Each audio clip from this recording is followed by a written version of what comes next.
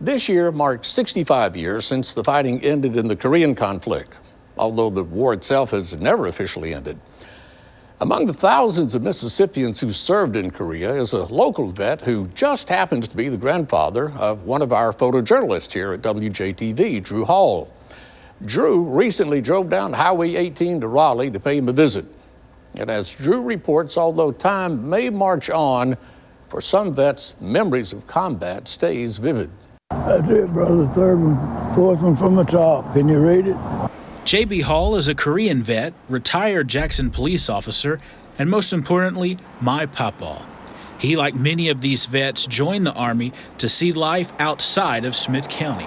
We did, odd jobs and trying to make $10 to go to town. We had on Saturday night, and sometimes you didn't have $5 to even buy a jar of homebrew with or nothing. And we just got tired of it. There we go. Feeling like his involvement in the war was inevitable, he decided to volunteer. They're gonna get us, there ain't no doubt about that, because they're drafting a bunch of guys. And I says, if we volunteer, this is me thinking now, we might have a better chance maybe of going to Europe.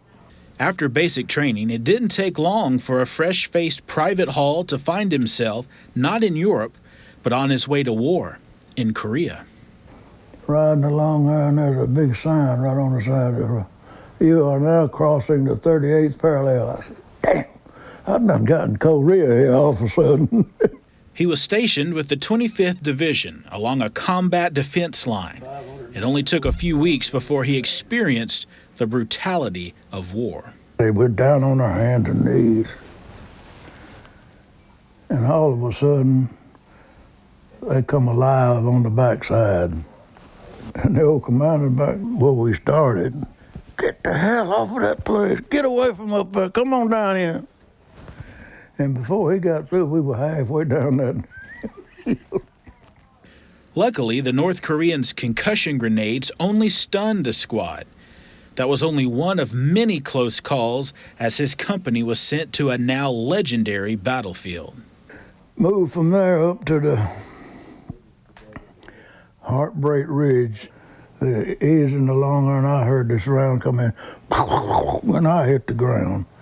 That thing, when I went to hit the ground, about 5 meters the door from me, kaboom, never did go off. That's a good feeling.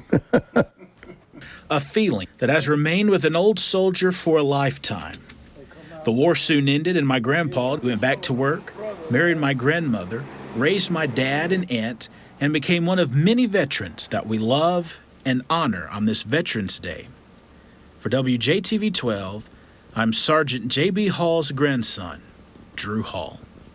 Yeah, Drew tells us that Sergeant Hall did eventually make it to Europe like he was hoping to begin with, but it didn't happen until after the war. He served the remainder of his time in the military in Germany.